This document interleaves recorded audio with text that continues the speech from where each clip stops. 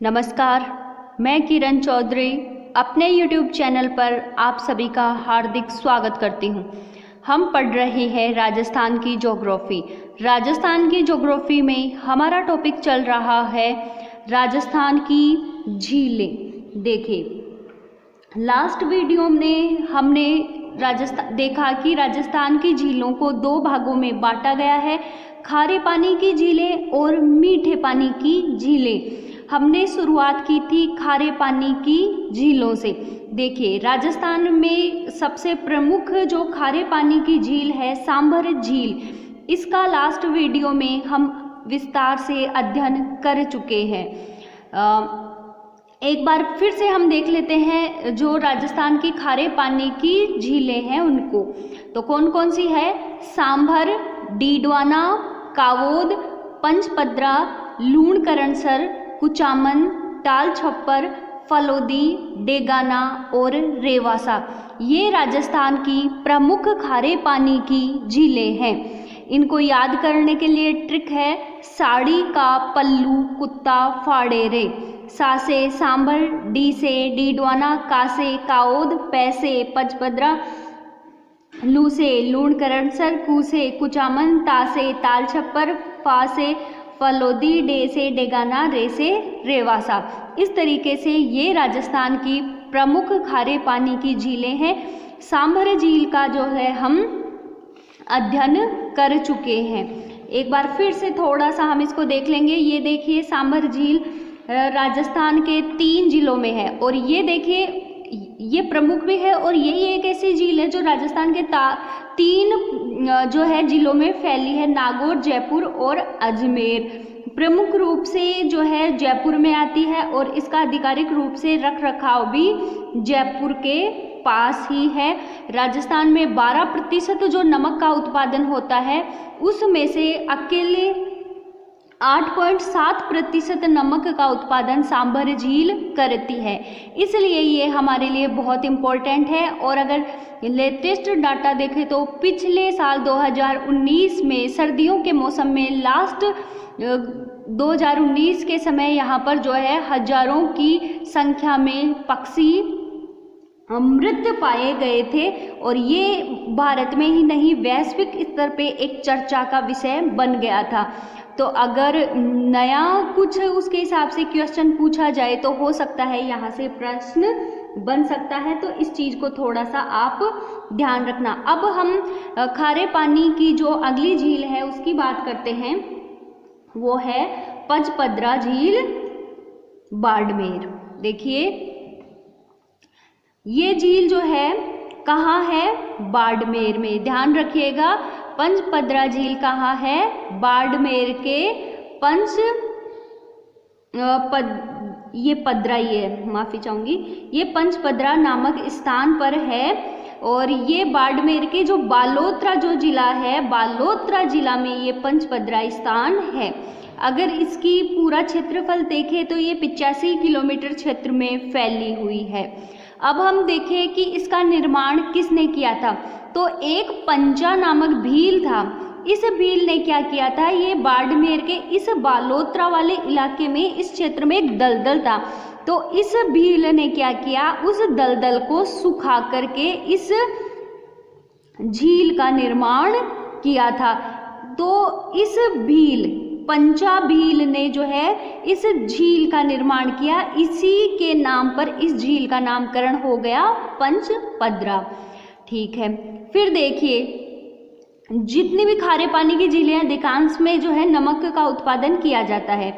तो नमक उत्पादन प्राचीन काल से ही खारवाल जाति के लोगों द्वारा, यानी पंचपद्रा जो झील है वहाँ से नमक का उत्पादन किया जा रहा है। और नमक का उत्पादन आज से ही नहीं बल्कि प्राचीन समय से, जब से इस झील का निर्माण किया तब से ही इस झील में नमक का उत्पादन किया जाता था। वहाँ पास में ही एक जाति रहती है, खारवाल जाति, वो लोग, तो यहाँ से क्वेश्चन बनता है, तो इस पॉइंट को ध्यान रखिएगा कि पंचपद्रा झील में कौन सी जाति के लोग प्राचीन काल से ही नमक का उत्पादन करते हैं, तो ध्यान रखना खारवाल जाति, ये यहाँ पर बहुत इम्पोर्टेंट है, खारवाल जाति। अब देखिए, खारवाल जाति के लोग जिस पद्धति से नमक का उत्पादन करते हैं वो कौन सी है? तो वो है रेस्ता। इसको भी ध्यान रखिएगा, ये भी बहुत इम्पोर्टेंट है।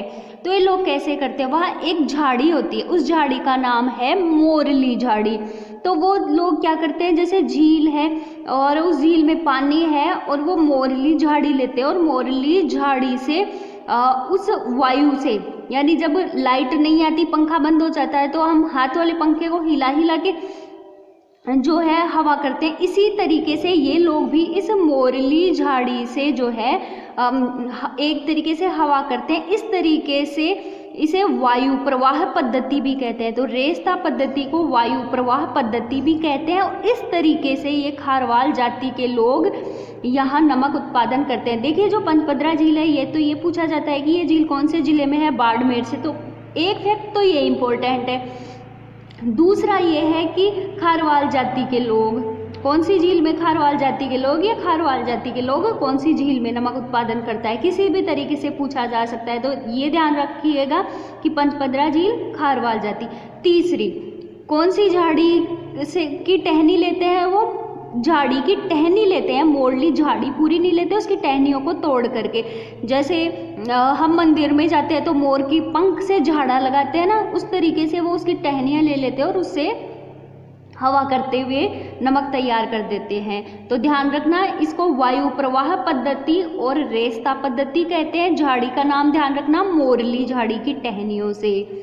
फिर है झील में नमक में 98% तक सोडियम क्लोराइड NaCl की मात्रा होती है। ये भी इम्पोर्टेंट है।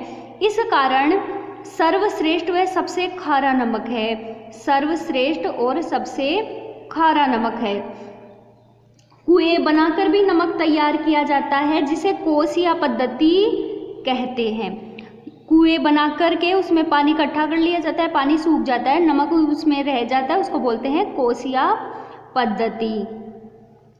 और ये सर्वाधिक खारे पानी की झील है, ये हम बात कर चुके। देखो सबसे खारा नमक है, खाने की दृष्टि से सबसे अच्छा नमक है, नमक की खाने भी है। ठीक है, ये जो पंचपदरा झील है इसके पास में ही नमक की खाने भी है। वो क्षेत्र है सांभरा व हीरागढ़ क्षेत्र में, झील के किनारे नमक की खाने हैं। तो अब एक बार वापस से रिपीट कर लेते हैं, इम्पोर्टेंट क्या क्या याद रखना है। झील का है बाड़मेर के, बालोतरा के, पंचपदरा, पहला पॉइंट आपको याद रखना है। दूसरा, कौन सी जाति नमक का उत्पादन करती है, खारवाल जाति।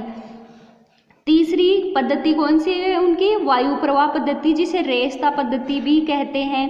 इसके अलावा कौन सी झाड़ी की टहनी से, मोरली झाड़ी की टहनी से।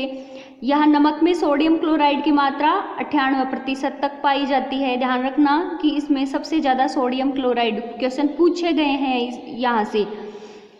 इस कारण ये सर्वश्रेष्ठ और सबसे खारा नमक है। कुएं से नमक जो तैयार किया जाता है वो पद्धति कौन सी है, कोसिया पद्धति।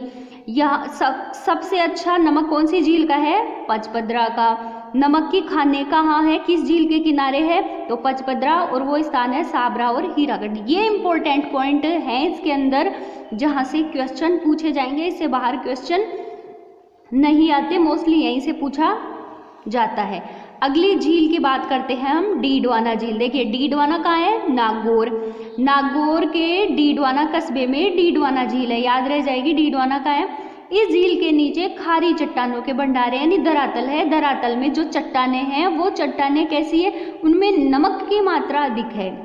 इस झील के पानी में सोडियम सल्फेट पाया जाता है। देखिए पंचपदरा वाली में तो सोडियम क्लोराइड था इसलिए वो बहुत अच्छा था, लेकिन इसमें क्या है, सोडियम सल्फेट। और सोडियम सल्फेट जिस नमक में इसकी मात्रा ज़्यादा होती है वो खाने के लिए उपयोगी नहीं होता है। इसका मतलब यहाँ नमक नहीं बनाते हैं, नहीं, नमक बनाते हैं, लेकिन हम नमक सिर्फ खाने में ही काम नहीं लेते, खाने के अलावा भी है जो हम नमक का बहुत अधिक कई जगह उपयोग करते हैं। अतः इस नमक का खाने के लिए ये उपयोगी नहीं है, तो हम क्या करते हैं, इस नमक को उद्योगों में काम ले लेते हैं।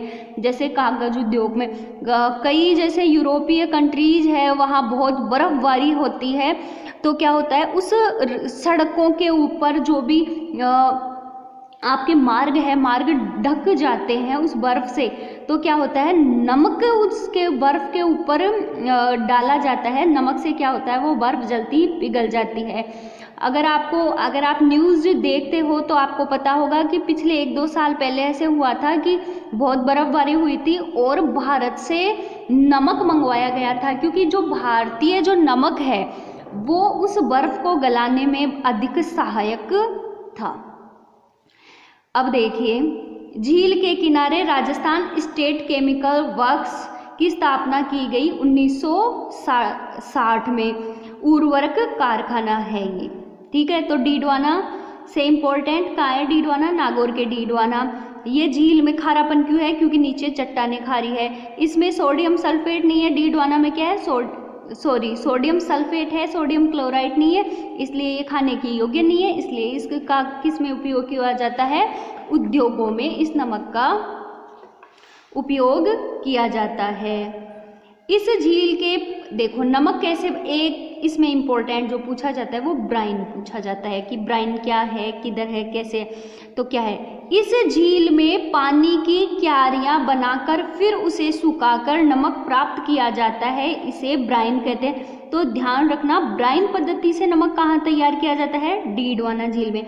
यानी मान लो ये झील है, झील में क्यारियां बना ली, ठीक है, क्यारियां बन गई, इसके अंदर पानी भरा हुआ है इन क्यारियों में। अब वो धीरे धीरे क्या होगा, पानी सूख जाएगा और इन क्यारियों में क्या होगा, नमक की परत बिछ जाएगी।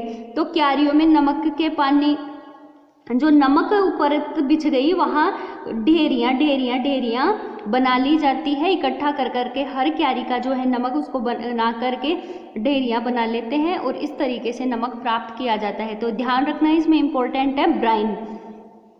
यहाँ निजी संस्थाएं नमक उत्पादन करती है, उन्हें कहते हैं देवल। एक तो जो नमक उत्पादक संस्थाएं हैं वो क्या है, गवर्नमेंट की है, या तो वो राज्य सरकार की है या भारत सरकार की है। भारत सरकार की अकेली है सिर्फ सांभर में। इसके अलावा जैसे कुछ कंपनियां निजी लोगों ने अपने हिसाब से बना ली और यहाँ नमक का उत्पादन करती है, उसे देवल कहते हैं। ये भी बहुत इंपॉर्टेंट है, इसको याद रखना, देवल क्या है। निजी नमक उत्पादन करने वाली संस्थाएं हैं, उन्हें देवल कहते हैं। अब देखिए कुछ और इम्पोर्टेंट कुछ और झीलें हैं, लेकिन वो इतनी इम्पोर्टेंट नहीं है। अब तक की एग्जाम में क्वेश्चन सिर्फ इसी तरीके से पूछा गया, लूणकरणसर झील कौन से जिले में है या बीकानेर जिले में कौन सी है। तो पहले भी मैं बात कर चुकी हूँ कि हम हर टॉपिक को उस हिसाब से जो है लेंगे जितना वो इम्पोर्टेंट है। तो लूणकरणसर झील बीकानेर में, ताल छप्पर चूरू में, कावोद जैसलमेर में। ये आयोडीन की दृष्टि से सर्वश्रेष्ठ नमक है। आयोडीन पता होगा ना, टीवी पे बहुत ऐड आते हैं कि हमें आयोडीन युक्त नमक खाना चाहिए, आयोडीन की कमी से वो गले में कोई रोग हो जाता है जिसको घेंगा रोग बोलते हैं। रेवासा है सीकर में, फलोदी है जोधपुर में, डेगाना झील है नागौर में, नावा झील भी है नागौर में, पोखरण झील है जैसलमेर में। पोखरण तो आपको याद रहेगा क्योंकि पोखरण में जो है परमाणु परीक्षण किए गए थे, तो पोखरण तो सबको याद है। और एक है राजस्थान में नमक की सबसे बड़ी मंडी नावा नागौर में। देखिए जितनी भी झीलें हैं ना, एक बार हम इनको मानचित्र में देख लेते हैं तो अच्छे से याद हो जाएगी। अब ये देखिए राजस्थान का मानचित्र है और हम ये बात पहले कर चुके हैं कि जो खारे पानी की झीलें हैं वो पश्चिमी राजस्थान में, उत्तरी पश्चिमी राजस्थान में है, क्योंकि उत्तरी पश्चिमी राजस्थान में थार का रेगिस्तान है। और हम देख चुके हैं भौतिक विभाग वाले टॉपिक में कि थार का रेगिस्तान जो है किसका अंग माना गया है, टेथिस सागर का।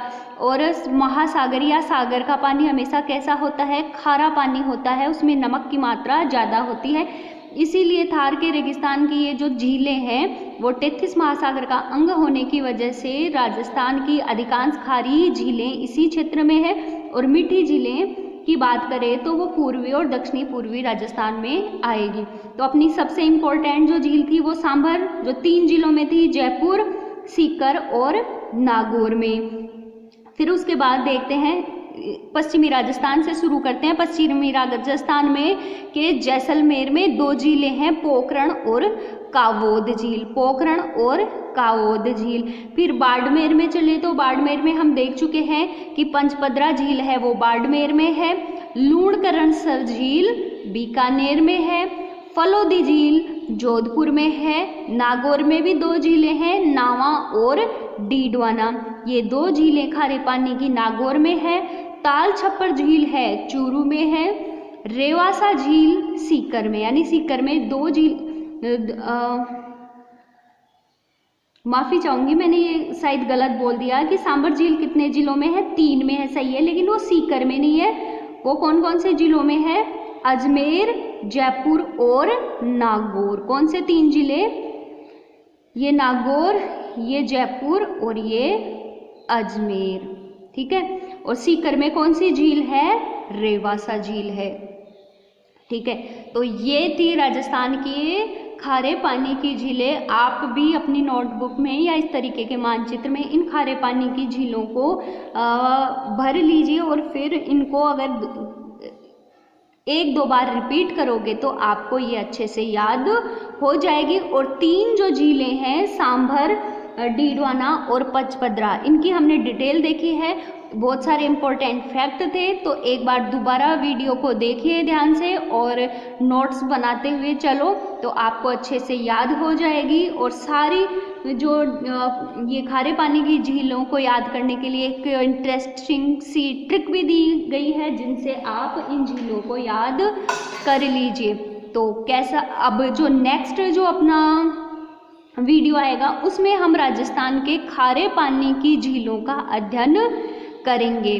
तो आज का मेरा वीडियो आपको कैसा लगा मुझे कमेंट करके ज़रूर बताइए, और वीडियो को लाइक कीजिए, शेयर कीजिए और चैनल को सब्सक्राइब करना बिल्कुल मत भूलिएगा। तो नेक्स्ट वीडियो तक के लिए धन्यवाद।